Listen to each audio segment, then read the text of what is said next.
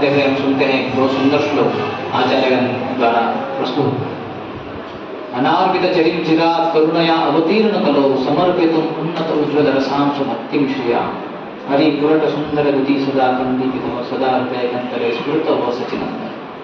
श्री रूप गोस्वामी लिखते हैं अनार्पित चरिम चिरात, जो अनादिकाल से किसी को प्राप्त नहीं था, लेकिन उसको देने के लिए, और कौन से समय में, कलयुग के समय में, जो मतलब सबसे बड़े बैक बेंचर्स लोग, सत्युग में जो अपना जीवन पूर्ण नहीं कर पाए, उनको धकेल के त्रेता युग में आना पड़ा। वहाँ पे भी कुछ कर नहीं पाए तो द्वापर युग में आ गए, वहाँ पे भी कुछ नहीं हुआ, बोले ठीक है कलयुग में तो सड़ोगी जाओ। लेकिन वहाँ पर श्री चैतन्य महाप्रभु स्वयं आते हैं अवतारी, किसी को भेजते नहीं हो, अपने अवतार को भेजते नहीं, स्वाम सर्वनाम को भेजते नहीं हो, स्वयं आते हैं। इसलिए अनार्पित चरिम चिरात करुणया अवतीर्ण कलो, इस कलयुग में अवतीर्ण होते हैं, इसलिए जो अनादिकाल से किसी को दिया नहीं गया है। भक्ति सभी युगों में मिलती है, लेकिन जो प्रेम भक्ति श्री चैतन्य महाप्रभु ने दी है, ये केवल और केवल इसी समय मिलती है, वही कलयुग में मिलती है। और कहाँ मिलती है? इसी स्थान पर मिलती है। हम लोग यहाँ पर आ गए, अरे आपको बार बार हरि बोलते रहना चाहिए। हरि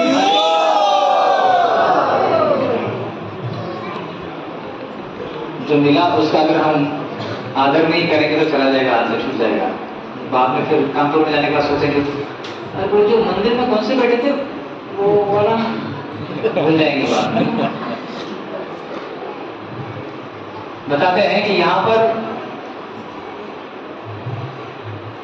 सब उपाधियों को छोड़कर आना चाहिए। हमारी उपाधि है मैं घर में सबसे बड़ा आदमी हूँ, मेरे इशारे से सब लोग काम करते हैं, मैं कंपनी में सबसे बड़ा आदमी हूँ, मैं मेरे व्यवसाय का मालिक हूँ, मैं गृहस्थ हूँ, मैं ब्रह्मचारी हूँ, मैं वानप्रस्थी हूँ, मैं पुरुष हूँ, मैं स्त्री हूँ, मैं बच्चा हूँ। ये सब उपाधि को छोड़ के आना पड़ेगा। श्री चैतन्य महाप्रभु जब जगन्नाथपुरी में रथ यात्रा का कीर्तन होता है तो वहां पर बहुत सुंदर प्रार्थना अर्पण करते हैं संकीर्तन में भाग लेने के पहले। नाम विप्रो न च नरपति नापि वैश्यो न शूद्रो नाम वर्णि न च बृहस्पति न वनस्थो यतीर्वाम किंतु प्रोज्ञान निखिल परमानंद पूर्णामृताब्धे भोगी भरतूर पद कमलयो दास दासानुदास। तो जब वो श्री चैतन्य महाप्रभु जगन्नाथ जी के सामने कीर्तन करने के लिए, नृत्य करने के लिए जाते हैं तो प्रार्थना अर्पण करते हैं। क्या अर्पण करते? प्रार्थना, मैं ना ब्राह्मण हूँ, क्षत्रिय हूँ, वैश्य हूँ, ना शूद्र हूँ, ना ही मैं गृहस्थ हूँ, वानप्रस्थ हूँ, सन्यासी हूँ या ब्रह्मचारी हूँ। फिर वो कौन भाई? आप नदी नहीं भी आते और आश्रम में भी नहीं आते, फिर कौन हो? मैं केवल गोपियों के भर्ता जो है उनके दासों के दासों का दास हूं। इस भावना में जब व्यक्ति अपनी चेतना को लाता है तभी वो भगवत की सेवा के लिए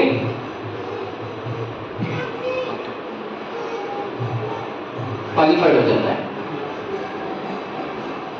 अगर इस चेतना में नहीं आते हैं तो हमें वो एंट्रेंस ही नहीं मिलेगा। आचार्यगण बताते हैं यहाँ पर आएंगे तो क्या बंद कराना चाहिए? एक भिखारी बंद कराना चाहिए। भिखारी मतलब कौन सा भिखारी?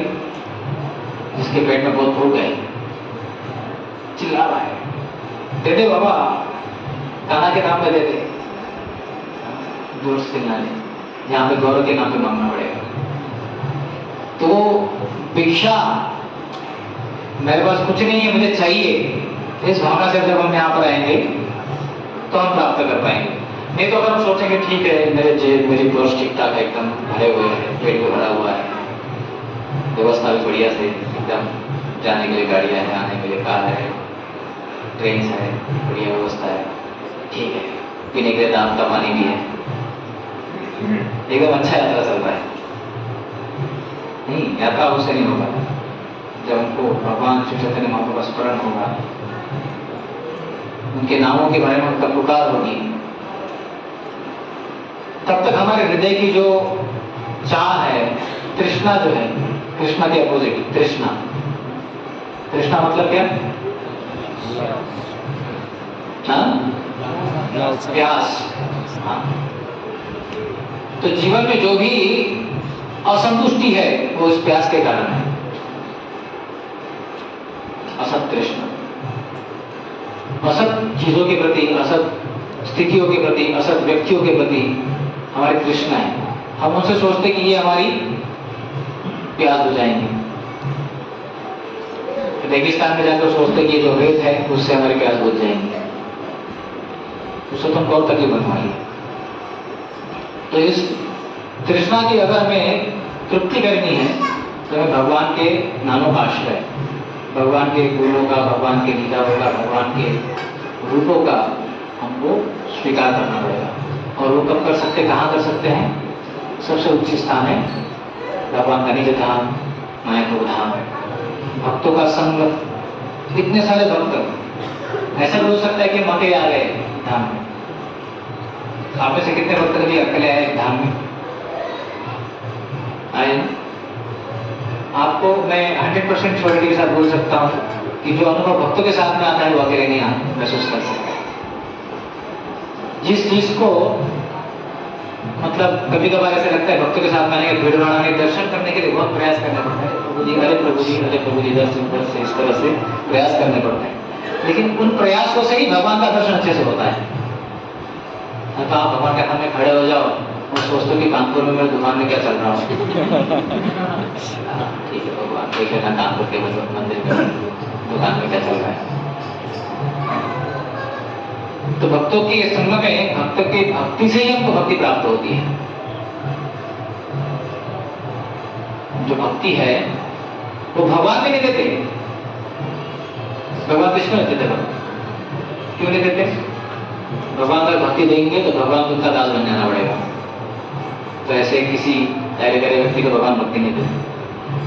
लेकिन भगवान के जो भक्त हैं वो भक्ति को बांटते हैं। इसलिए ये बहुत सही समय है, अगले 3 दिन जो है, आज, कल और परसों, और एक नरसों, जहाँ कोलकाता में जाएंगे हम। और तो बहुत ही सुगम स्थिति है। जनरल समस्या क्या होती है वृद्धावस्था में? हम आज में कभी रहते नहीं, कल क्या होगा और कल क्या हुआ यही सोचते रहते हैं, और उसके चक्कर में हमारा आज छूट जाता है। तो यात्रा में आने के पहले 2 महीने से लोग सोच रहे थे सज्जन, हाँ यात्रा जाएंगे, यात्रा जाएंगे, यात्रा जाएंगे। सज्जन सोच रहे थे, हर रोज याद आ रहा था मायापुर धाम का। लेकिन यहाँ आने के बाद कानपुर पे याद आ रहा है? नहीं पक्का? सच सच बताओ, हृदय पे याद रख के सोचो। और जनरली देखा जाता है यहाँ से वापस जाने के बाद याद आता है, अरे यार मैं तो मायापुर में था। तो अक्सर भक्तों के प्रयास में ऐसा रहता है कि जब आने के पहले बहुत सोचते मैं मायापुर जाऊंगा, मैं ये करूंगा, मैं वो करूंगा, मैं ऐसा भक्ति करूंगा, सुबह जल्दी उठ जाऊंगा, नाम जप करूंगा, कीर्तन करूंगा, सब शरण माला हो जाना चाहिए, गीता पढ़ूंगा, भागवत पढ़ूंगा, भक्तों के साथ में प्रश्न पूछूंगा, मैं एकदम हर जगह जाके चरणामृत लूंगा, प्रसाद लूंगा। मायापुर में तो और प्रसाद मिलता है, वहाँ प्रसाद ज्यादा खाने से अपराध भी नहीं होता है, और ज्यादा अपराध खाऊंगा, बहुत प्लान करता है। लेकिन यहाँ आने के बाद में वो सोचना बंद कर देता है, उसका दिमाग बंद हो जाता है, क्योंकि यहाँ पर एक माया का आवरण लगा हुआ है, करोड़ माया। वो हमको एंटर ही नहीं करने देती। यहाँ तक आ जाते हैं और यहाँ से गुमराह कर देती है हमारे विचारों से। हमारे जहाँ जहाँ प्रलोभन हमारे दिखाई पड़ते हैं वहाँ वहाँ माया हमारी डाइवर्ट कर देती है। और हम चाह के भी भगवान के सामने रह करके भी, भगवान के धाम में प्रवेश करके भी भगवान का स्मरण नहीं कर पाते, भगवान की सेवा नहीं कर पाते, भगवान के भक्तों का संग नहीं ले पाते। वही जो कलुषित बुद्धि, कलुषित मन के साथ हम संग करते रहते हैं। वही विचार, जो कलुषित विचार, उनके साथ हमारा संग चलता रहता है मानसिक रूप से, तो बहुत बड़ा मतलब धोखा हो जाता है हमारे साथ। तो यहाँ पर जब आते हैं तो प्रार्थना करनी चाहिए करोड़ माया को। आते से सब लोगों ने प्रणाम किया धाम को, धाम में एंट्री करते से ही पहले प्रणाम करते हैं ना। क्यों प्रणाम करते हैं? वैष्णव को प्रणाम करते हैं, करोड़ माया को प्रणाम करते हैं कि हमको एंट्री दो, अभी एंट्री करने दो, हमको जाने दो अंदर। यहाँ तक तो आ गए हैं, शरीर से तो आ गए हैं, लेकिन चेतना के साथ में भी हमको यहाँ पर एंट्री करने दो, अन्यथा यहाँ आकर भी आएंगे ही नहीं, हम एंट्री नहीं कर पाएंगे, ऐसी स्थिति हो जाएगी। तो इसलिए ये जो भिखारी का मूड बना रहते हैं, बेगर्स कॉन्शियसनेस, बहुत महत्वपूर्ण है। हम सुनते थे प्रवचन में कि जनरली कोई भिखारी है, एकदम बेकार लगा रहा है, बोलते कि देते बाबा कुछ, देने वाले को इच्छा नहीं होती देनी, आप ही के आराम से चालू। लेकिन कोई वास्तव में चिल्ला रहा है, लगता है इसको भूख लगी है, तुरंत जो है दे देता है देने वाला। उसके मन में करुणा आ जाती है उसके चीजों को देख के, उसकी पुकार को देखते हुए। तो ऐसे ही पुकार हमको भी लगानी है, हरे कृष्णा हरे कृष्णा कृष्णा कृष्णा हरे हरे, हरे राम राम राम हरे हरे, गौरंगा सत्यानंद। जब हम जैसे इसी तरह से पुकारेंगे भगवान को, उनके नामों को, तो हमें कुछ हो गए, कुछ आशा है कि हमारे कुछ काम बढ़ सकता है। चैतन्य महाप्रभु इनको वर्णन करते हैं, नमो महावदन्याय कृष्ण प्रेम प्रदाय कृष्णाय कृष्ण चैतन्य नामने गौरव विशेष। तो चैतन्य महाप्रभु जो धाम है बहुत ही महावदन्याय है, न मांगने वालों को भी दे देते हैं, तो मांगने वाले की तो कहना क्या। इसलिए हमको अगले 3 दिन के लिए बहुत ही सचेत रहना होगा कि हमें कैसी झोली भर भर के कृपा लेके जानी है। चाहे तो 2-4 बैग और खरीदी कर लो कृपा भरने के लिए, आइटम भरने के लिए नहीं, परचेसिंग वाली ना, कृपा भरने के लिए, ताकि हम जो हमारा बाद में सेवा है अच्छे से वहाँ पर कंटिन्यू कर पाएंगे रूपा जी की सेवा में।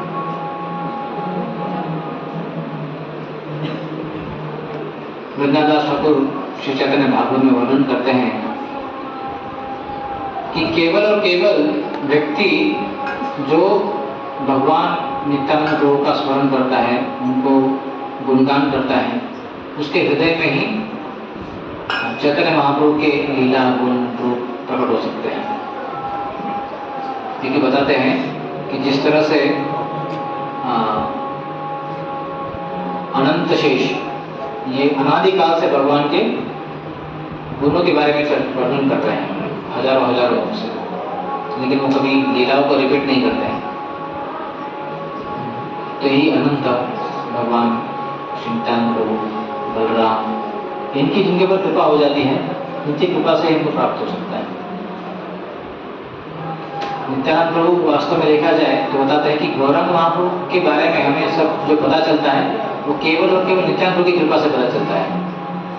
कैसे? क्योंकि वास्तव में देखा जाए तो चैतन्य महाप्रभु के लीलाओं के बारे में जानने के लिए कौन से 2 ग्रंथ अधिकृत है, हम जो आपको ज्यादा पता है? चैतन्य भागवत, चैतन्य चरितामृत, चैतन्य चरितामृत, चैतन्य भागवत, चैतन्य मंगल। तो देखा जाए तो चैतन्य चरितामृत और चैतन्य भागवत ये दोनों ग्रंथ किसने लिखे हैं? कृष्णदास कविराज गोस्वामी और वृंदावन दास ठाकुर। और दोनों किनके शिष्य हैं? नित्यानंद प्रभु के शिष्य। नित्यानंद ने कृपा की, इसलिए उनके 2 जो भक्त हैं इनके हृदय में चैतन्य महाप्रभु पूरित हो गए, प्रेरित हो गए। ये दोनों भी लिखते हैं कि वास्तव में लिखने के लिए हमें बल नहीं है। कृष्णदास कविराज गोस्वामी तो उनका एज कितना था? 90 ईयर्स। उनको बहुत सारे व्याधि भी लिखते हो, हाथ कांप रहा है, देख नहीं पा रहा, लेकिन फिर भी ये वैष्णव की इच्छा है, वैष्णव की आज्ञा है, इसके कारण मैं ये कार्य कर पा रहा हूं। तो वास्तव में अपने जीवन में भक्ति में अगर हमें बहुत दृढ़ता या बहुत ही गहरापन अगर प्राप्त करना है तो वैष्णव की आज्ञा और वैष्णव की सेवा ये बहुत महत्वपूर्ण है। हम यहाँ पर धाम में प्रवेश भी करते हैं तो हम अगर इस चेतना में आएंगे हम कि हमारे गुरु, हमारे श्रील प्रभुपाद जी, हमारे आचार्यगण हमारे यहाँ आकर श्रवणम कीर्तन की सेवा में लगने से प्रसन्न होंगे, इसके लिए हम धाम में आते हैं। अगर इस भावना से आएंगे तो हमारे जो धाम में आने का जो फल है वो ज्यादा प्राप्त होगा, क्योंकि हम वैष्णव की आज्ञा और वैष्णव की सेवा इन करने के उद्देश्य से यहाँ पर प्रकट हो रहे हैं, यहाँ पर आ रहे, उपस्थित हो रहे हैं। तो ये बहुत बड़ा एक महत्वपूर्ण बात है भगवान की कृपा प्राप्त करने की।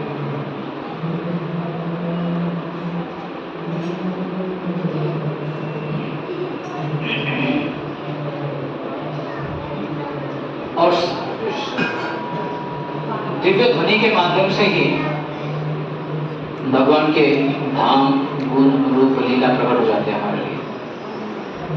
हम सुनते हैं श्रीमद् भागवत महापुराण में वर्णन आता है कि चक्रवर्ती सम्राट परीक्षित महाराज ये जब शापित हुए थे श्रृंगी द्वारा, तो उस समय उन्होंने वैष्णव का, ब्राह्मणों का आश्रय लिया, पूछा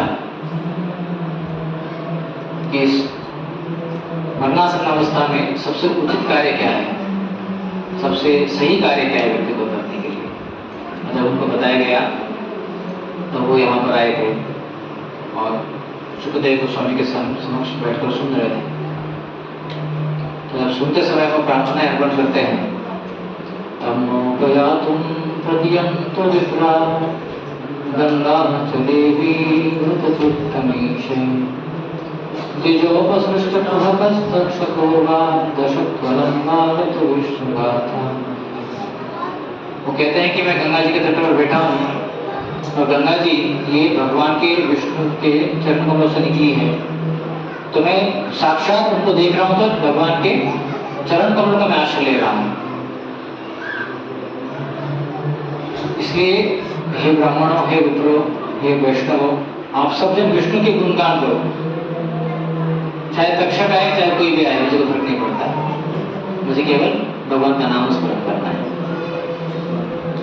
और अपनी प्रार्थनाएं अर्पण करते हैं कि अगर पुनः किसी कारणवश मुझे अगर जन्म लेना पड़े तो मुझे भगवान के प्रति प्रेम, वैष्णव के प्रति सौहार्द और अन्यों के प्रति मित्रत्व का भाव, मैत्री का भाव मेरे जीवन में आए, इस तरह से प्रार्थना करते हैं। और साउंड वाइब्रेशन से ही, ध्वनि के माध्यम से ही हर एक व्यक्ति अपना जीवन परफेक्ट करता है। जितने भी हम साधु सुनते हैं, चाहे ध्रुव महाराज हो, प्रहलाद महाराज हो, परीक्षित महाराज हो, अम्बरीश महाराज हो, कोई भी ग्रेट पर्सनैलिटी भागवतम से देखते हैं, उनका एम्फेसिस हमेशा भगवान की कथा श्रवण के बारे में होता है। तो हमारे जो अगले 3 दिन है, ये एक बहुत बड़ा यज्ञ होना चाहिए। क्या यज्ञ? संकीर्तन, श्रवणम और कीर्तनम का यज्ञ। इसमें यज्ञ कुंड क्या है? अपने कान, गीता में लिखा है, भगवान बोलते हैं।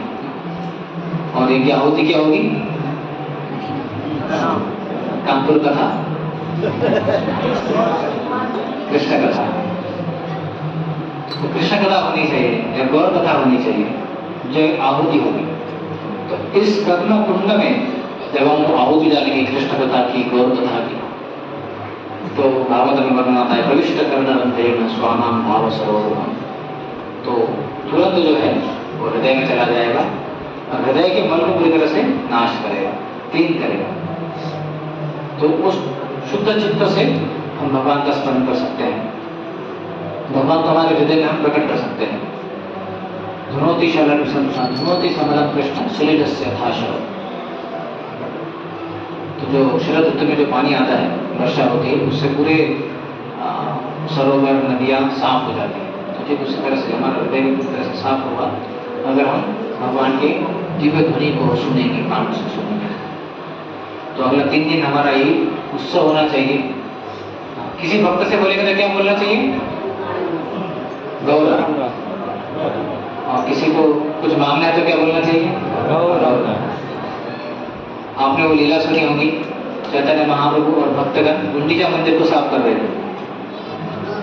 तो गुंडीचा मंदिर में सैकड़ों सैकड़ों भक्त थे वहां जगन्नाथपुरी में, और उसको साफ सफाई करने जब लगे तो वहां पर केवल एक ही भाषा हो जाती है। कौन सी थी वो? हरी हरी। हरी हरी।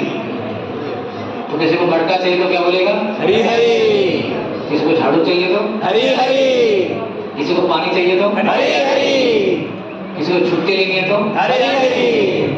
किसी को डांट लगानी है तो हरी हरी। तो हर स्थिति में हरी हरी, बस कोलाहल हो गया था वहां पर। मटके का कोलाहल होता तो वैसे हरी हरी का होता। तो ऐसे ही अगले 3 दिन को हमारा हरी हरी होना चाहिए यहाँ पर, या गौरा गौर होना चाहिए। गौर नित्यानंद, गौर नित्यानंद। इस तरह से भगवान श्री कृष्ण जो परम भोक्ता है, नियंत्रक है, स्वामी है, भगवद गीता में बताते हैं, हम सर्वस्य प्रभो मत्त सर्व प्रवर्तते इति मत्वा भजन्ते मां मुदा भाव समन्विता। वास्तव में हर चीज उनसे प्रकट हो रही है। इस भौतिक जगत में जो भी अच्छी बुरी पसंद नापसंद चीजें हमको दिखाई पड़ती है, सब कुछ भगवान से आ रहा है। और भगवान सभी चीजों की भोक्ता है। भोक्तारा में तपसाम सर्वलोक महेश्वर सुहृदम सर्वभूतानां ज्ञात्वा मां शांति तुष्यति। तो ऐसे भगवान जो अपने भक्तों के प्रति बहुत ही स्नेह करते हैं, बहुत ही प्रेम करते हैं, तो इसलिए वो अर्जुन के माध्यम से गीता सुनाते हैं और गीता में उपदेश देते हैं। क्या सार है गीता का? सर्वधर्मान् परित्यज्य मामेकं शरणं व्रज अहं त्वां सर्वपापेभ्यो मोक्षयिष्यामि मा। तो भगवान कृष्ण ये संदेश देते हैं। अर्जुन तो अच्छे तरह से पालन करते हैं, लेकिन जैसे जैसे कलयुग बढ़ता है सब जन वो शिक्षा को बोलते जाते हैं। तो भगवान कृष्ण डिसाइड करते हैं कि मुझे सब लोगों को भक्ति अच्छे से सिखानी है। मैंने उनको बताया तो सही, लेकिन वो अपना नहीं पा रहे, अपने जीवन उतार नहीं पा रहे। तो भगवान क्या बोलते हैं? मैं स्वयं ही जाऊंगा और उनको एक डेमोन्स्ट्रेशन करूंगा मेरे स्वयं के जीवन से। और वो यहां आकर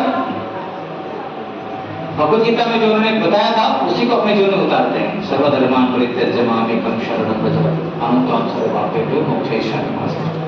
और वो कौन सा अवतार है भगवान का? श्री चैतन्य महाप्रभु की जय। श्री चैतन्य महाप्रभु ये केवल और केवल ये भक्ति कैसे करना है भगवान को एक स्वयं के उदाहरण से दिखाने के लिए आए। श्री चैतन्य महाप्रभु धराधाम पर कितने साल के लिए थे? 48 साल, 48 ईयर्स, राइट। उसमें से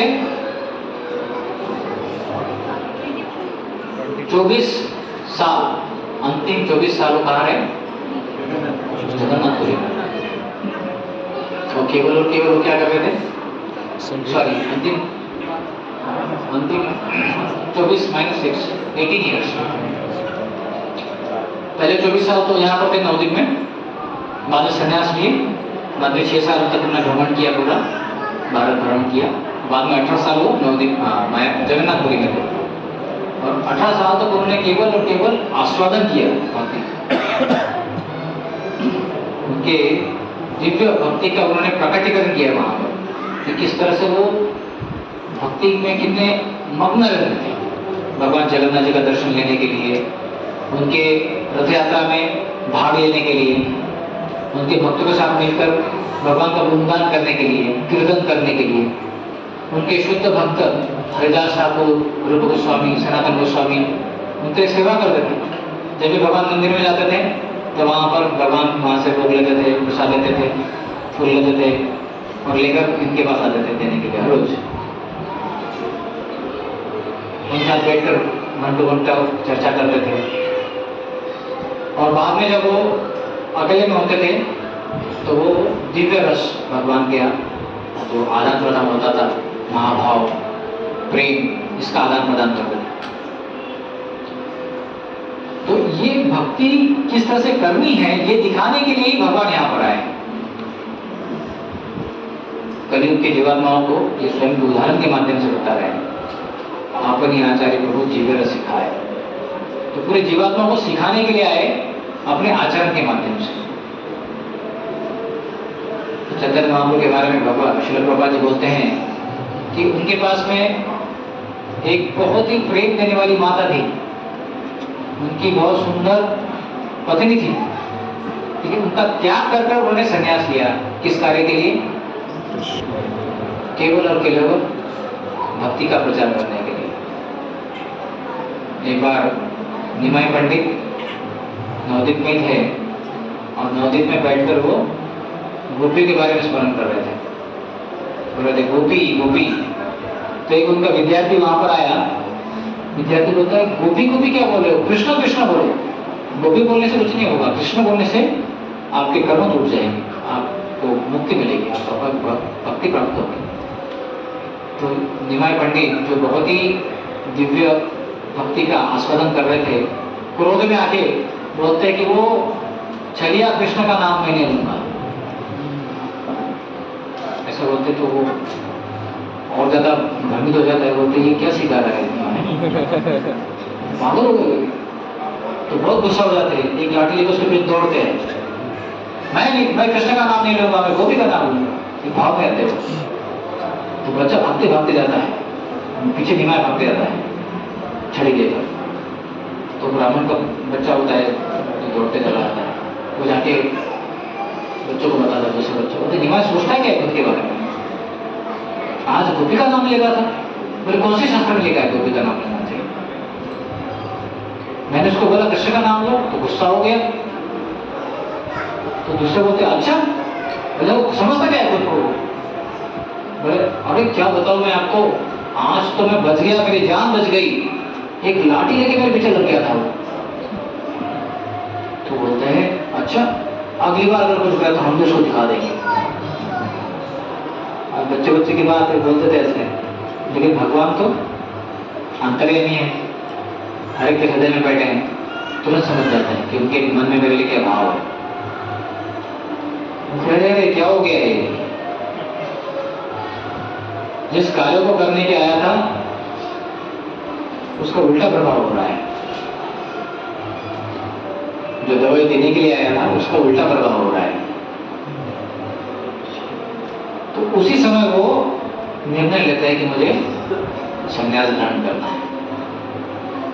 बोलते इन जीवात्माओं को भला करने के लिए मैं यहाँ पर आया हूँ, और यही लोग मेरे प्रति अपराध करेंगे तो ये मेरे से भक्ति कैसे प्राप्त करेंगे, इसलिए मुझे संन्यास ग्रहण करना आवश्यक है।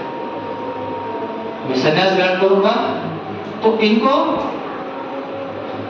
संन्यास आश्रम के प्रति विनम्रता के साथ में झुकना पड़ेगा, तो उसके चलते फिर वो सब अपने भक्ति में प्रगति करेंगे, वो मेरे प्रति अपराध नहीं करेंगे।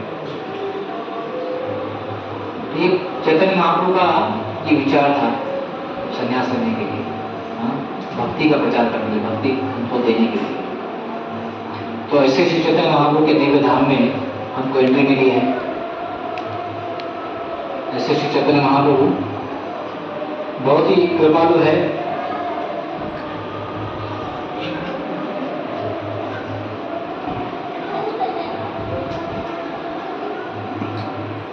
वर्णन आता है कि भगवान श्री चैतन्य महाप्रभु और कृष्ण की बचपन की लीलाएं लगभग समान ही थी। जिस तरह से भगवान कृष्ण बचपन में नाटक की चोरी करते थे, ब्रजवासियों को बहुत आनंद प्रदान करते थे, ठीक उसी तरह से निमाय पंडित भी ऐसे ही कार्य को यहाँ पर करते थे। जब श्री चैतन्य महाप्रभु यहाँ पर आ रहे थे, आज हम यहाँ पर जिस स्थान पर आए हैं, ये वही स्थान है जहाँ पर निमाय का जन्म हुआ था। आप सबने वो नीम का पेड़ का दर्शन लिया है बाहर, उसी पेड़ के नीचे। हरि बोल, हरि बोल। कौन सा पेड़? नीम का पेड़। कहाँ पर है? योगी। हाँ, भूलना चाहिए इसलिए बोल रहा हूँ बस। उसी पेड़ के नीचे कौन आए थे? चैतन्य महाप्रभु, साक्षात भगवान कृष्ण है, अवतरित हुए थे वहां पर। और उस पेड़ के लिए जो उनका जन्म हुआ था इसलिए क्या बोला उनका नाम? निमाई। तो ये निमाय जब आए थे यहाँ पर तो बताते हैं कि पूरे नक्षत्र देवता एकदम तैयारी से लगे थे। नवद्वीप में बहुत ही ज्यादा समृद्धि होने लग गई थी। ऐसा होता है ना कभी कभार, जैसे हम लोग अनुभव है जब कानपुर मंदिर का उद्घाटन हो रहा था तो मंदिर उद्घाटन के समय ने राज्यपाल को बुलाया। तो जो मैनावती सड़क है अभी तो बहुत बड़ी हो गई है, उस जमाने में बहुत छोटी हुआ करती और बहुत गड्ढे भी हुआ करते थे। काफी समय से हम पीछे लगे थे, भैया कुछ कर दो, अर्जी लेके जाते थे, कोई नहीं आता था, कोई सुनता नहीं था। लेकिन जब राज्यपाल का नाम कंफर्म हो गया, दो राज्यपाल आए थे, तो जब उनका कंफर्म हो गया तो रातों रात वो लोग स्वयं से आ गए। डामर वामर डालना चालू कर दिया, सब साफ सफाई चालू कर दी, सब व्यवस्था कर दी। आके पूछे आपको जरूरत है क्या, बता दीजिए। आश्चर्य होता था भाई ये नियम सब लोग आ रहे, क्यों आ रहे हैं? बोले क्योंकि राज्यपाल आ गए। तो ठीक वैसे ही जब निमा यहाँ पर आ रहे थे तो सभी देवी देवता लोग यहाँ पर आ गए, प्रकट हो गए। सरस्वती माता गई, लक्ष्मी माता आ गई, सब लोग आ गए, उन्हें सब व्यवस्था हो। और नवद्वीप इतना प्रसिद्ध हो गया शिक्षा के लिए। सब अलग अलग जो पीठ थे विद्या के, जो अलग पीठ थे, नालंदा जैसे पीठ थे, मिथिला, नालंदा, जो हम लोग सुनते ना अलग अलग विद्या के स्थल थे, उसमें से नवद्वीप सबसे ज्यादा महत्वपूर्ण माना जाता। और सभी प्रकार के मतलब अनगिनत मात्रा में यहाँ पर विद्यार्थी थे। कानपुर की भाषा में काका देव हाँ, बच्चे बच्चे दिखाई पड़ते, जहाँ जाओ वहाँ जाओ, सब बच्चे बच्चे दिखाई पड़ते हैं, लाखों की मात्रा में। तो वृंदावन ठाकुर बताते हैं अनगिनत मात्रा में यहाँ पर विद्यार्थी रहा करते। ये नवद्वीप बहुत बड़ा था, जो हमको दिखाई पड़ता है वो बहुत छोटा है। हमारी आंखें भी दिखते नहीं है हमको दिखाने के लिए, लेकिन वास्तव में वो समझ में नहीं आता है। लेकिन यहाँ पर बोलते अनगिनत मात्रा में विद्यार्थी आया करते थे देश विदेश से शिक्षा ग्रहण करने के लिए। जिस तरह से अनगिनत विद्यार्थी थे,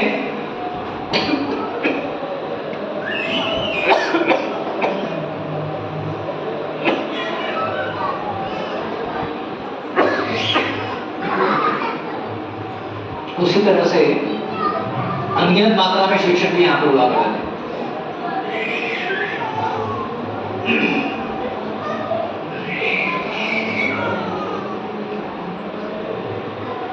और हम जानते हैं कि जब ज्यादा विद्यार्थी होते तो वहां पर व्यवसाय बहुत अच्छा चलता है ना।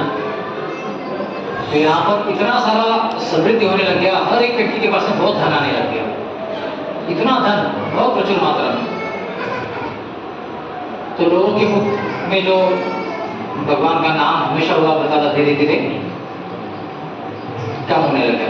जैसे धन संपदा बढ़ जाती है तो मन में विचार आते थोड़ा भोगेश्वरी बढ़नी चाहिए थोड़ा, अब भगवान ने दिया ही है तो उसका थोड़ा आस्वादन भी किया जाए, मन में इच्छा आ जाती है ना। तो फिर सभी नवद्वीपवासी जो है उसको भोगेश्वर में लग गए। बोलते हैं कभी कभार उनके मुख से भगवान का नाम निकलता था। कब? जब गंगा जी में डुबकी लगा देते, बोलते थे बोटे का अक्षर, उस समय बोलते थे बस, बाकी भगवान का नाम मेरा भूल गया। क्यों? विलास, भोग विलास में लगे पूरी तरह से। बताते थे कि इतना ज्यादा पैसा खर्चा करते थे, खास करके शादियों के ऊपर। बेटे बेटी की शादी जो होती थी, शादी में बहुत सारा पैसा खर्चा करते थे। यहाँ तक बोलते थे कि वहां पर कुत्ते कुत्ते की भी शादी करते थे, उसमें भी पैसा लगा देते थे। इतना ज्यादा मात्रा में वहां पर भी होता था। लेकिन ये सब जो स्थिति को देखते हुए कुछ वैष्णव लोग थे वहां पर, वो बड़े चिंतित हो जाते थे, क्या हो रहा है यहाँ पर, भगवान का नाम नहीं ले रहे हैं। किसी कोने में वो लोग भगवान का नाम लेते थे तो बाकी के लोग बोलते थे, अरे ये जो वैष्णव लोग हैं, ये श्रीवास, ये अद्वैताचार्य, ये लोग, ये हमारे नवद्वीप को एक दिन नक्शे में से मिटा देंगे। भगवान का नाम लेते रहते हैं, इसके कारण जो मुस्लिम गवर्नर है यहाँ का काजी, वो बड़ा क्रोधित हो जाएगा और पूरे नवद्वीप को वो उजाड़ देगा। काफी सारे लोग तो उनको आकर बहुत भली बुरी शब्द बोल देते थे। कभी कभी बोलते थे, ऐसा करते हैं ये श्रीवास का घर को उठाकर हम गंगा में फेंक देते हैं। कभी कभी भक्त लोग बड़े चिंतित हो जाते थे कि क्या है ये, मतलब इतना गलत सर सुनने को मिल रहा है, भगवान का नाम लेने का इतना प्रतिबंध है, तो बड़े चिंतित होते थे भक्त लोग। तो एक बार अद्वैताचार्य जब सुनते हैं कि बाकी के लोग श्रीवास के प्रति ऐसी भाषा में बोल रहे हैं तो बड़े क्रोधित हो जाते हैं। बोलते हैं कि श्रीवास, ये वैष्णवगण, मैं आप सबको आश्वासन देता हूं कि मैं भगवान कृष्ण को यहां पर बुलाऊंगा। अगर भगवान कृष्ण नहीं आएंगे तो मैं स्वयं ही मेरे चतुर्भुज को प्रकट करूंगा, चक्र लेकर आऊंगा और सबको खत्म कर डालूंगा। अद्वैताचार्य कौन है? महाविष्णु महाविष्णु है, सदाशिव के साक्षात वो अवतार है। वो जब ऐसा बोलते तो सब भक्त लोगों को बड़ा अच्छा लगता है। उसके बाद अद्वैताचार्य शालिग्राम जी का जब पूजा अर्चन करते हैं तो कई शास्त्र में श्लोक सुनते हैं कि अगर हम शालिग्राम शिला का गंगा जल और तुलसी दल इसके माध्यम से अगर प्रार्थना करके भगवान को पुकारेंगे तो भगवान वहां प्रकट हो जाएंगे साक्षात। तो बहुत ही प्रेम से उनकी पूजा अर्चना चालू करते हैं। इतने प्रेम से वो पूजा अर्चना करते हैं कि एक बार उस समय में ईश्वरपुरी यहाँ पर आते हैं, एक साधु के वेश में, बताते नहीं किसी को। तो जब वो भ्रमण करते हैं नवद्वीप में, बताते हैं नवद्वीप में, हमने सुना है, हमें कृष्ण बता रहे थे कि यहाँ पर नवद्वीप धाम में सभी आचार्य लोग आए हर लीला में, कलयुग में भी, द्वापर युग में भी, त्रेता युग में भी, सत्ययुग में भी, सब लोग जिनको साक्षात्कार होता था कि मैं कलयुग में यहाँ पर गौरांग महाप्रभु के रूप में आने वाला हूँ। जैसे यहाँ पर एक स्त्री है मोहतरुम थी, वहाँ पर भगवान रामचंद्र और माता सीता भी आई थी उनके वनवास के दौरान। तो भगवान रामचंद्र ने एक बार वो शिला के ऊपर चैतन्य महाप्रभु की पूरी सी आकृति निकाली थी वहाँ। तो सीता माता बोलती कि ये कौन सन्यासी है, इनके प्रति मैं बहुत आकृष्ट हो रही हूँ। भगवान बोलती है मेरा अगला अवतार है।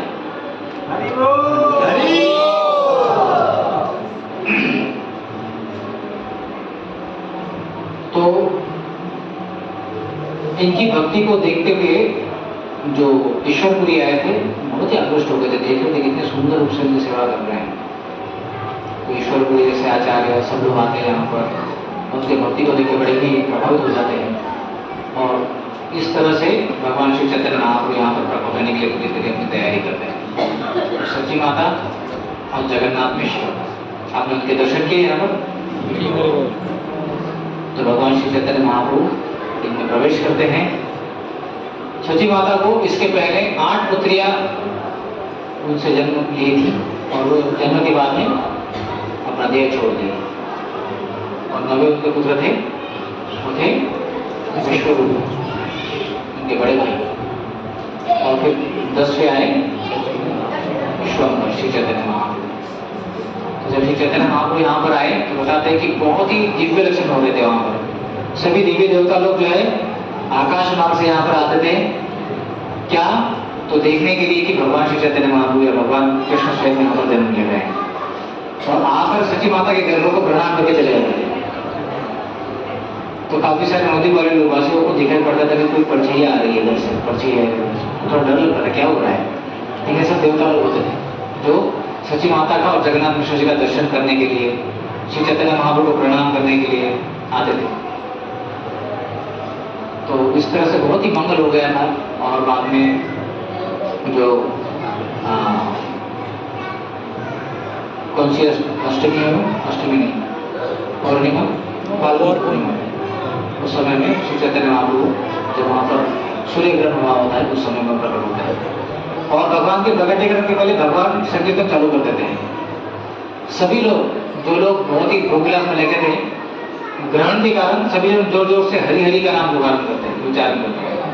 और जब सब लोग हरि हरि का नाम उच्चारण करते हैं, शाम के समय में गंगा जी में स्नान कर रहे होते, उस समय श्री चैतन्य महाप्रभु वहाँ पर प्रकट होते हैं। श्री चैतन्य महाप्रभु की तो चैतन्य महाप्रभु के प्रकटीकरण के साथ में ही बहुत ही ज्यादा यहाँ पर प्रेम, सौहार्द, धन संपदा सब बढ़ जाते हैं। तो कुछ ज्योतिषकार आते हैं, उनका नाम रखने के लिए बोलते हैं, तो बोलते हैं कि अरे इनका नाम विश्वम्भर रखना चाहिए। क्यों? क्या बहुत बड़ा सूखा पड़ा था पहले, लेकिन जैसे ही आए तो जितनी बारिश हो गई है और उसके साथ साथ में यहाँ पर बहुत सुंदर तरीके से समृद्धि बढ़ते जा रही है। इस नाम का विश्वम्भर होना चाहिए। उनका एक नाम रखा जाता है निमाय। क्यों? नीम के पेड़ की जैसा जन्म हुआ इसलिए। और उनका नाम लिखा जाता है गौरावर्ण। किस लिए? गौरवर्ण के होते हैं इसलिए। इस तरह से उनके अलग अलग नाम होते हैं, निमाय, गौरा, विश्वम्भर।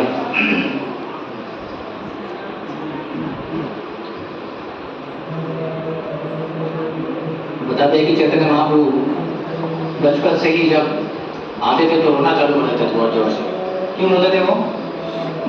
सबको संकीर्तन में लगाने के लिए जोर जोर से क्रंदन करते थे। तो सती माता तब बहुत परेशान हो जाती थी। तो आसपास के सभी जितनी महिलाएं थी सब आती, चलो निमाय है, बहुत सुंदर बच्चा है, उसको थोड़ा देखने के लिए सब जन जाती थी, उसको लेती थी, उसको खिला देती या पिला देती या उसको घर खेलती थी, लेकिन वो कभी झुक नहीं बैठता था।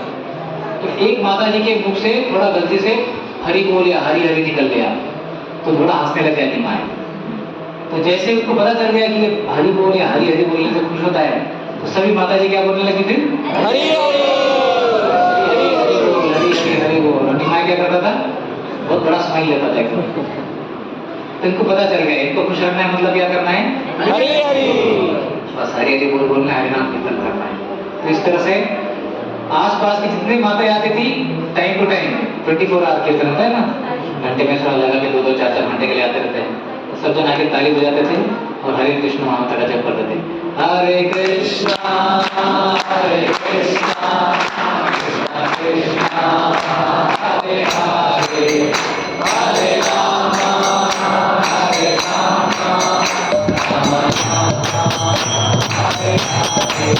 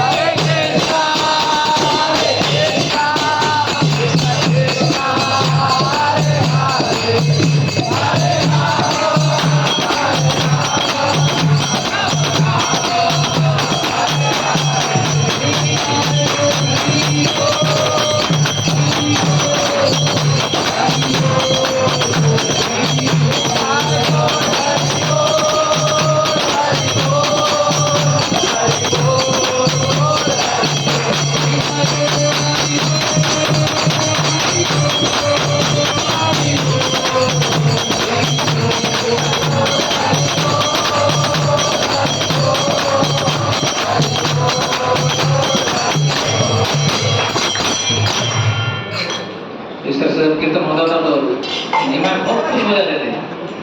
तो जैसे ही निमाय आए तो उन्होंने पूरा कीर्तन चालू कर दिया 9 दिन में, और सब 9 दिन वासी बड़े प्रसन्न होते थे। निमाय दूसरों के घर में जाते थे और वहां पर दूध, माखन, अनाज, भात चोरी करते थे, जैसे कृष्ण चोरी करते थे ना। और किसी के घर में जाने के बाद अगर कुछ मिलता नहीं तो क्या करते थे? उनके यहाँ स्टेनलेस स्टील के डिब्बे नहीं होते थे, मटके होते थे, सब मटकों को तोड़ देते थे। और मटके तोड़ने के बाद में क्या करते थे? उनके घर में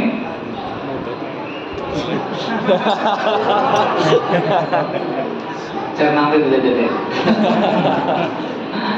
और उनके घर में छोटे छोटे जो बच्चे होते थे उनको चिमची काटते थे, चिल्लाना चालू कर देता था तो भाग जाते थे। तो सब परेशान होते थे।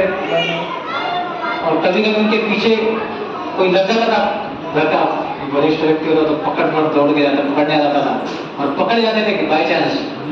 तो बोलते थे मुझे माफ कर दो, मुझे पता नहीं था यहाँ पर क्या हो रहा था, मैं अगली बार कभी नहीं करूंगा। इतना छोटा सा बच्चा इतने बुद्धिमान तरीके से माफी मांग रहा है, इसलिए जो पकड़ने वाला होता है वो भी तो अचंभे में पड़ जाता है, ये क्या बच्चा है तो छोड़ देते थे। इस तरह से निमाई की जो कार्य थे बहुत ही आह्लाद देने वाले थे सभी नवदीप वासियों को। बोलते थे गंगा जी में आते थे, स्कूल में जाने के नाम से, स्कूल के नाम होता था, गंगा जी में चले जाते थे और गंगा जी में जाकर स्नान करते थे। और फिर स्नान 10-15 मिनट के लिए नहीं, 6-6 घंटे के लिए करते थे पानी के अंदर ही। तो एक दिन बहुत सारे ब्राह्मण लोग आए जगन्नाथ मिश्र के घर पर। बोले जगन्नाथ जी, आपका बेटा जो है बहुत ही नटखट है, इसको आप सिखाते क्यों नहीं हो? ये बहुत परेशान करके छोड़ा है, आपको क्या बताऊं मैं? बोले क्या हुआ? बोले अरे मैं जब नहाने चला गया था, नहाने के बाद बाहर आया, शिव जी की पूजा कर रहा था, तो शिव जी का लिंग उठा के भाग चला गया। कैसा व्यक्ति है ये? कोई बोलता है कि मैं तो गंगा जी के अंदर बैठकर गायत्री कर रहा था, तो मेरे सामने आया और मेरे कंधे पे चढ़कर पानी में डाल लगा। कोई बोलते हैं गुरुबाली गायत्री, बोलते हम तो पूजा करने गए थे वहां पर, तो पूजा करने के लिए बैठे तो पूजा की जो सामग्री थी वो तो उठा ली, उसमें से जो संदेश और पेड़ा था वो सब खा लिया उन्होंने। बोलते ये तो बात छोड़ दो, एक बात तो ऐसा हुआ कि हम नहाने चले गए थे, आपको तो पता है अपने नवद्वीप में ये तो पुरुषों का घाट होता है, एक माताओं का घाट होता है। तो इन्होंने एक बार पुरुष जब स्नाने चले गए और जब स्त्रियां स्नान करने चली गई तो क्या किया, पुरुष के कपड़े उठाकर माता के साइड में रख दिए और माता के कपड़े उठाकर पुरुषों के साइड में रख दिए। और जब बाहर आए तो सभी पुरुषों को माता जी को कपड़े पहनने पड़े और जब सब माताएं थी उनको पुरुषों के कपड़े पहनने पड़े, धोती। तो इस तरह से बड़े परेशान कर छोड़ रहा है। तो जितनी जितनी कंप्लेंट सुन रहे थे तो जगन्नाथ जी बड़ा गुस्सा आ रहा था। जगन्नाथ जी अभी आज उसको सिखा देता हूँ। तो एक उसमें से बोलता है कि ब्राह्मण बोलता है कि जगन्नाथ जी ज्यादा गुस्सा मत होइए, वास्तव में सच बताएं हमको बड़ा आनंद होता है सब करना करता है, तो उसको डांटिएगा मत आप। बोलता नहीं पितामह मुझे कुछ तो बोलना ही पड़ेगा। तो बड़े क्रोध से वो गंगा जी के तट पर जाते हैं। तो जैसे गंगा जी के तट पर जाते हैं तो उनके तो खबरी सब रास्ते में लगे रहते हैं। तो न्यूज पहुंचती निमाई के पास में, जगन्नाथ मिश्र आ रहे हैं। अच्छा, तुरंत बाहर छलांग लगाते हैं। बोलते केवल एक ध्यान रखना, यहाँ आके पूछेंगे निमाई कहाँ है तो बोलना हम तो उसके लिए राह देख रहे हैं, वो तो आए नहीं हम। तुरंत दूसरे रास्ते से भाग जाते हैं, कपड़े साफ करके आ जाते हैं, स्याही वाही लगा कर आते हैं और चलते चलते आते हैं उसी रास्ते से जिस रास्ते से जगन्नाथ मिश्र जा रहे हैं। जब जगन्नाथ मिश्र गंगा जी के तट पर जाते हैं, पूछते हैं कहाँ है निमाय? तो हम तो उसकी राह देख रहे हैं, अभी तक आया क्यों? तो ठीक है, अच्छा तो इन लोगों को क्या बोला, सोचना पड़ जाता है। वापस जाने जब लग जाते हैं तो देखते उधर से निमाय आ रहा है, स्याही भी लगाई हुई, जाकर आलिंगन करता है जगन्नाथ मिश्र को। उनको बड़ा स्नेह होता है, सब चीज़ें भूल जाते हैं जैसे वो निमाय को देखते हैं। तो इस तरह से उन्हें बहुत ही सुंदर आकर्षक लीलाएं इस नवद्वीप में की। बाल्य लीलाओं के साथ साथ में उन्होंने एक अपनी विद्वत्ता की भी लीलाएं किया। जब उनका जन्म हुआ था तो उनके कुंडली में देखकर उनके नाना जी नीलांबर चक्रवर्ती वो बताते हैं कि ये बालक बृहस्पति में से ज्यादा बुद्धिमान होगा, इसकी ख्याति सबसे ज्यादा होगी। तो यहाँ पर जब उन्होंने शिक्षा देना चालू कर दिया था तो शिक्षा के समय में वहां पर लोग बहुत ज्यादा उससे प्रभावित थे।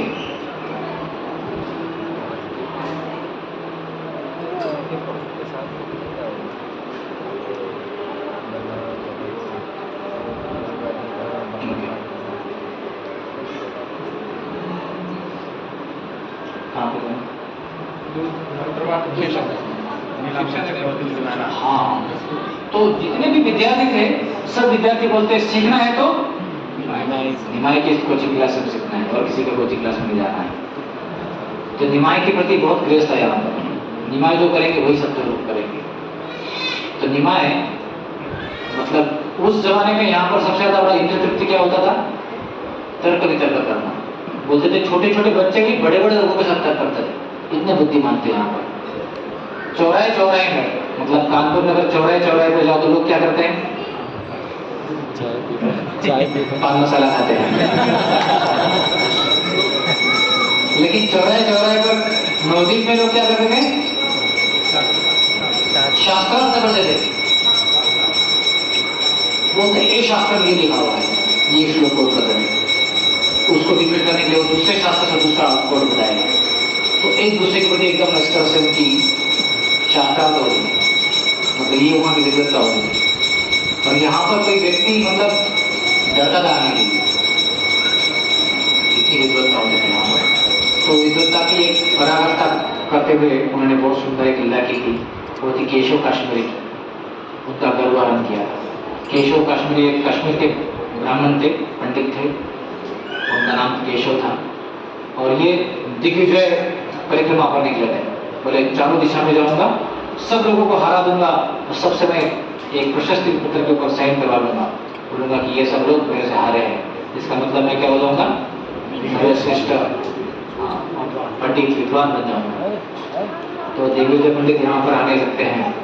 तो यहाँ पर जब आते हैं, उन्होंने बहुत अलग अलग बड़े बड़े जगह जाकर सबका परास्त किया था। तो यहाँ तक खबर पहुँच गई।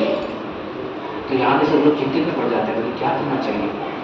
तो कुछ बड़े लोग बोलते हैं कि ऐसा करते हैं, हम नवदीप छोड़ के चले जाते हैं, छोटे छोटे बच्चे रहेंगे और यहाँ के जो शास्त्रार्थ करेगा तो बोले छोटे पैसे तो कोई भी ले लेता है, इस तरह से बोल देंगे। तो जब वो यहाँ पर आते हैं, गंगा जी के तट पर जाते हैं,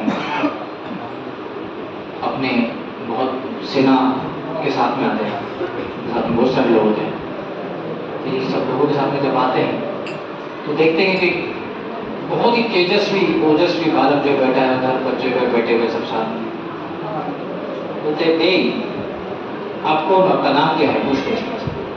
तो निमाय है, बताते हैं। अच्छा आप ही निमाय? तो वहाँ पर वो बोलते हैं कि आपके बारे में मैंने काफी सुना है, बताओ कुछ बोलो। तो बोलते मैं क्या बोलूँ, मैं तो छोटा हूँ, आप ही कुछ बोल दीजिए गंगा जी के गुणगान में। तो केशव कश्मीरी गंगा जी के गुणगान में शास्त्रों से नहीं, अपनी बुद्धिमत्ता से 100 श्लोकों का निर्माण करते हैं तत्क्षण। खाड़ 100 श्लोक बोल देते हैं। हमको एक श्लोक पढ़ने के लिए 100 दिन लगते हैं।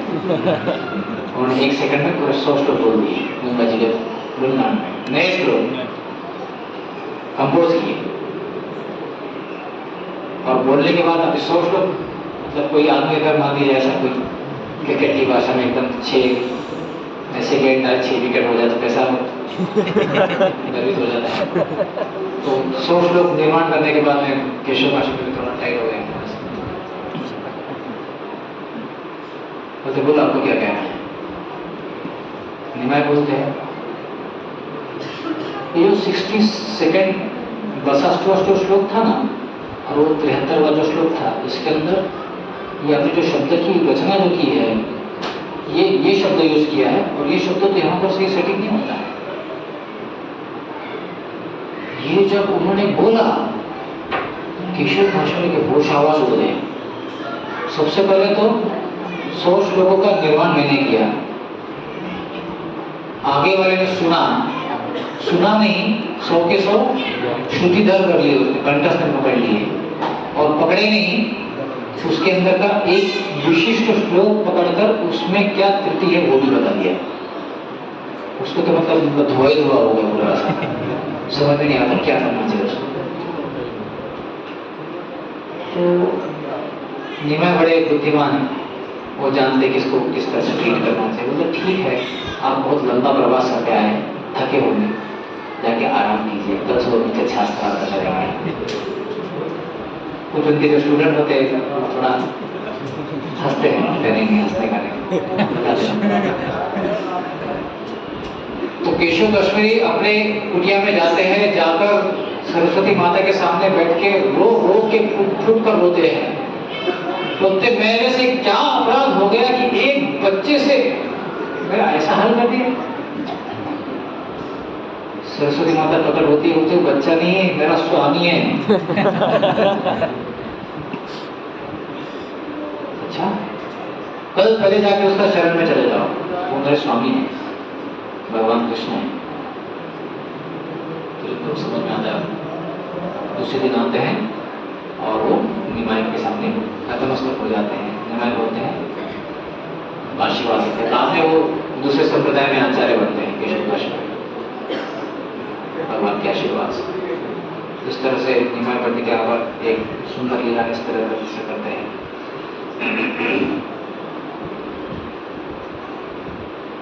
यहीं पर जब हम श्रीवास आंगन में रहते हैं, आप श्रीवास आंगन में सबने दर्शन लिया है? हरि बोल। श्रीवास आंगन के बारे में बाजू में दूसरे और 2 मंदिर थे, वो मंदिर का नाम क्या है? जो पहला मंदिर था उसका नाम था अद्वैत भवन। श्रीवास आंगन मतलब क्या? श्रीवास उसके घर का आंगन, श्रीवास आंगन। तो श्रीवास जहाँ पर रहते थे वो श्रीवास जी का घर था। और उसके बाद इस साइड में 2 मंदिर जो थे, पहला मंदिर था अद्वैत भवन, मतलब अद्वैत आचार्य वहाँ पर निवास करते थे। उसके बाजू में छोटा एक मंदिर था, वो था गदाधर भवन, मतलब गदाधर पंडित वहाँ पर निवास करते थे। तो श्री चैतन्य महाप्रभु इन्होंने तो बचपन से ही सभी लोगों को हरिनाम में लगा दिया था, माताओं को लेकर। तो जब बड़े हो गए थे, जब पाठशाला चला देते थे, और जब गया जाकर आए अपने पिता के श्राद्ध के बाद में, तो उन्होंने यहाँ पर कीर्तन चालू कर दिया था, संकीर्तन। जब उधर से गया से वापस आ गए थे, तो उनके विद्यार्थी उनको प्रश्न पूछते थे कि ये शब्द का धातु क्या है। तो हर एक प्रश्न का उनका उत्तर होता था कृष्ण। तो जो भी प्रश्न पूछा था वो प्रश्न का उत्तर कृष्ण ही होता था, मतलब अलग अलग धातु बताकर वो कृष्ण को ही लाते थे। तो एक दिन बोलते कि मेरे से अभी शिक्षा देना नहीं होगा, मैं शिक्षा बंद कर रहा हूँ, अपनी ग्रंथों को पालती मारते हो पूरी तरह से बोलते, अभी मैं सीखूंगा नहीं। तो सब विद्यार्थी बोलते हैं अगर आपसे शिक्षा लेने के बाद में हमारे से किसी और शिक्षक से शिक्षा लेने की हमारी इच्छा नहीं है, हम भी शिक्षा हमारा बंद कर देता है। तो निमाई पंडित निकलते रास्ते पर संकीर्तन करते हैं, हरिहराय नमः माधवाय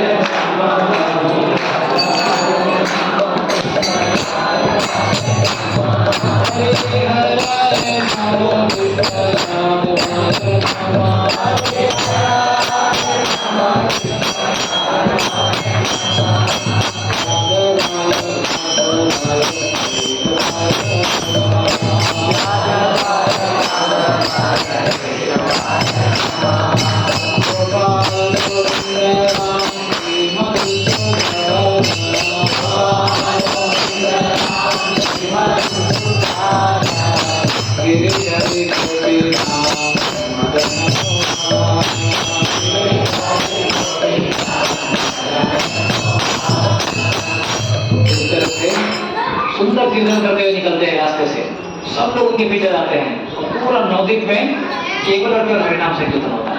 इस तरह से हरिनाम संकीर्तन चालू करते हैं।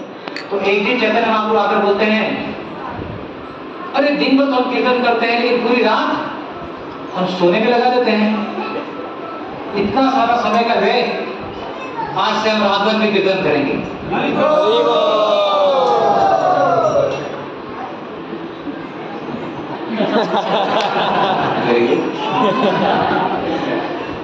लेकिन वास्तव में अपना कीर्तन करते थे, आप सुन रहे केवल। आपने फिर चैतन्य महाप्रभु श्रीवास ठाकुर जहाँ गए थे, श्रीवास आंगन में, वहां पर कुछ भक्तों को लेकर कीर्तन करते थे। और कब? पूरा रात्रि तक। गोपाल गोविंद राम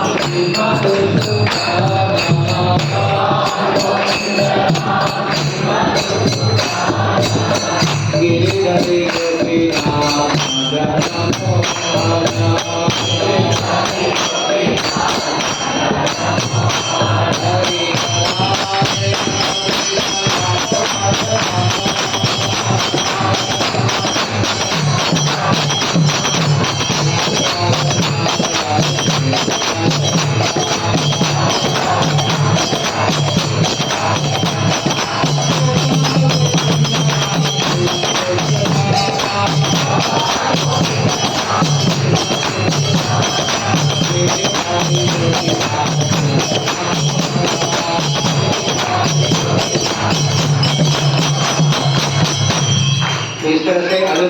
के जो आंगन थे, सॉरी शिवाजी का जो आंगन था, उस आंगन में रात भर कीर्तन करते थे और वो सब जन एकदम मग्न होते थे। बताते हैं आचार्यगण, बोलो तेरा प्रेम धन हरि नाम संकीर्तन। संकीर्तन। तो जो आनंद भगवान कृष्ण के साथ में 14,108 गोपियों को होता था रास नृत्य करते समय, वही आनंद की प्राप्ति यहाँ पर शिवास आंगन में श्री चैतन्य महाप्रभु सभी भक्तों को करा रहे हैं। हरि बोल। हमें जो संकीर्तन मिला है वो भगवान कृष्ण के रास्ते से एक शुद्ध भी कम नहीं है, उतना ही आनंद। और दूसरी बात, इसमें सबसे ज्यादा फायदा क्या है, इसमें अपराध नहीं होते हैं। भगवान की रासलीला में भगवान अगर ऐसे नाच रहे और आप ऐसे नाच रहे तो भगवान हटा देंगे वहां से, बोले चलो बाहर निकलो। शंकर जी को, ब्रह्मा जी को, शिव जी को, नारद जी को किसी को एंट्री नहीं थी वहां पर। और गड़बड़ी करोगे तो बाहर छुट्टी हो जाएगी। यहाँ पर श्री चैतन्य महाप्रभु कितने दयालु है। वही जो भगवान की रासलीला है उसका जो प्रेम में आदान प्रदान गोपियों के साथ में भगवान कृष्ण ने किया है, वही आदान प्रदान श्री चैतन्य महाप्रभु के रूप में सभी भक्तों के साथ में करना है। तो ये हमारा बहुत बहुत बड़ा सौभाग्य है। बेस्ट चीज मिल रही है फुल प्रोटेक्शन के साथ। तो इस तरह से अद्वैत आचार्य जो शिवा सांगन में निरंतर कीर्तन होता था वहां पर। यहाँ पर हम जो भक्त हमने सुना बहुत धमाके से कीर्तन किया भक्तों ने वहां पर, थोड़ा लेट हो गया था, लेकिन वहां पर जो जो भक्त लोग कीर्तन में नाचे उनको वास्तव में श्रीवास ठाकुर की बहुत कृपा मिली। वहां पर एक छोटी लीला आती है। एक ब्रह्मचारी था, वो ब्रह्मचारी केवल दूध पीता था, इतना त्यागी था। आपने कभी दूध पी कर है कभी दिन भर के लिए पी के देखिएगा, तपस्या है बहुत। ये जो ब्रह्मचारी थे केवल दूध पीते थे और उस शिवास आंगन में जो कीर्तन होता था इसमें किसी को एंट्री नहीं थी। ये केवल चैतन्य महाप्रभु के अंदर में पार्षद होते थे।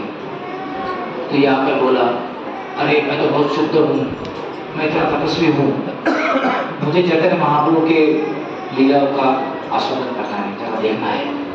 बोले क्या करते हैं, शिवास ठाकुर के पास जाते हैं, उनको निवेदन करते हैं। तो बोलते कि मुझे बस थोड़ी देर के लिए भगवान का सुंदर जो है हरिनाम जो देखने दीजिए, मुझे हरिनाम जाना है। तो शिवास बोलते देखो ऐसा अलाउड तो नहीं है, लेकिन भक्त है, करुणा का उनके भाव होता है, तो चलो ठीक है। ये कोने में छुप जाना संदूक के अंदर, उसमें एक छेद है, उसमें से बाहर देखते रहना क्या चल रहा है, और बाहर बताना हाथ में जब तक नहीं बताऊँ। तो बिल्कुल सच्चे एकदम बिल्कुल बाहर नहीं होगा। अंदर बैठ जाता है, चैतन्य महाप्रभु आते हैं, सब भक्त लोग आते हैं और कीर्तन चालू होता है और वहाँ पर सब एकदम भाव विभोर के नाचते हैं। थोड़ी देर बाद में चैतन्य महाप्रभु बोलता है, श्रीवास मुझे यहाँ पर वो आनंद नहीं प्रकट हो रहा है, क्या यहाँ पर कोई ऐसे वैसे लोग हैं? तो शिवा बोलते महाप्रभु यहाँ सब भक्त है, कोई अभक्त तो यहाँ पर कोई नहीं है। अच्छा, ये चैतन्य महाप्रभु सोचते रहते हैं। तो शिवा से भगवान में तो एकदम स्नेह का संबंध है। तो महाप्रभु एक ब्रह्मचारी आया हुआ है, लेकिन बहुत तपस्वी है, केवल दूध पीता है। तो चैतन्य महाप्रभु जाते बोलते बाहर निकालो उसको। ब्रह्मचारी को बाहर निकालते हैं, वो एकदम थका क्या हो गया, महाप्रभु गुस्सा हो गए। महावदय ने प्रभु गुस्सा हो गया, क्या होगा पता नहीं। सामने आता है, बोलते तू क्या सोचता है, तपस्या के माध्यम से तू भगवान को प्राप्त करेगा? तो वहां पर बोलते हैं कि तपस्या से भगवान की प्राप्ति नहीं होती, आपके हृदय में भगवान की भक्ति होनी चाहिए। ऐसा बोलते वहां पर बहुत डांट फटकार देते, उसको निकाल देते हैं। तो जैसे ही निकाल देते हैं तो ब्रह्मचारी बाहर जाते समय सोचता है कि देखो चैतन्य महाप्रभु के दिव्य लीलाओं का मुझे आस्वादन करने का अवसर प्राप्त हुआ। मैं श्रीवास के प्रति बहुत कृतज्ञ हूँ कि उन्होंने मुझे मेरे को इतनी कृपा दर्शाई। तो उनका मनोभाव बड़ा अच्छा होता है। तो उनका मनोभाव मतलब यहाँ से डांट फटकार लगाने के बाद भी वो बड़े खुशी से जा रहे थे। तो इसके कारण चैतन्य महाप्रभु उनके ऊपर बहुत कृपा कर रहे थे। तो ये श्रीवास आंगन बहुत ही विशेष स्थान है जहाँ पर श्री चैतन्य महाप्रभु बहुत सुंदर लीलाएं की। वहाँ पर और एक बहुत सुंदर लीला हुई थी, वो थी महाप्रकाश लीला, भगवान की महाप्रकाश लीला। मतलब श्री चैतन्य महाप्रभु ने अपनी सब लीलाओं में एक भक्त का रोल अदा किया है। अगर कोई उनको बोलता था कि आप विष्णु हो, आप भगवान हो, तो कान में उंगली डालते थे, बोलते थे विष्णु विष्णु विष्णु, बोलते चले जाते थे। तो इसलिए करते थे कि उनको पता था कलयुग के लोग हैं, अगर मैं विष्णु स्वयं को बोलूंगा तो सब लोग क्या बोलेंगे, हम सभी विष्णु ही हैं। तो इसलिए वो एक भक्त के रूप में आए। लेकिन ये महाप्रकाश लीला ऐसी एक लीला थी, इस लीला में केवल घोषित किया कि मैं भगवान स्वयं, और भक्तों के साथ में बड़ा सुंदर आदान प्रदान किए। हर एक भक्तों को बुलाया और उनको बताया कि मैंने आप सब कैसा आदान प्रदान किया है, दास के साथ में, हरिदास ठाकुर के साथ में, श्रीवास पंडित के साथ में, श्रीधर कोलावेजा के साथ में, सबके साथ में जो सुंदर आदान प्रदान किए उसके बारे में सुंदर तरीके से वर्णन करते हैं महाप्रभु। ये बहुत बड़ी विस्तार रूप से लीला है। अभी समय का अभाव है तो उसके बारे में हम चर्चा नहीं कर पाएंगे। ऐसे ही उस श्रीवास आंगन में जब एक भक्त के बारे में बताऊंगा, उनकी लीला बड़ी महत्वपूर्ण लीला बताना जरूरी है।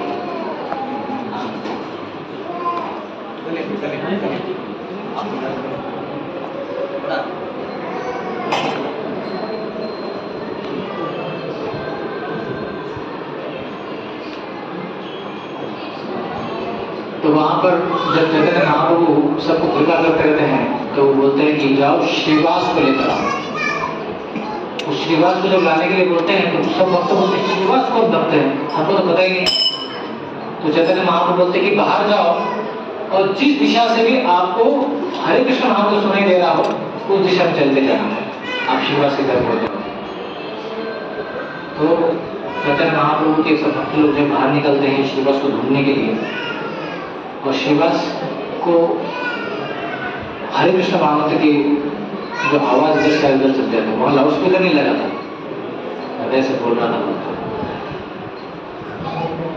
धीरे धीरे जब पहुंचते हैं तो देखते हैं कि छोटी सी कुटिया है। ये कुटिया इतनी मतलब गरीब व्यक्ति की थी कि इससे गरीब शायद संसार में व्यक्ति होगा ही नहीं। और उस कुटिया में केवल एक ही असेट था, वो एक लोटा था। उस लोटे को इतने ज्यादा डेंट पेंट लगे हुए थे कि मान लो पूरे दुनिया का सबसे पुराना लोटा वही हो।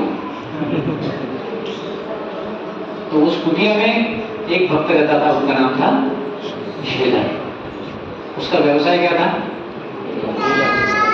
केले के पेड़ को बेचता था। अभी बंगाल में केला कितना दुर्लभ है आपको पता ही है, हर घर में हर गली में केले के पेड़ होते हैं।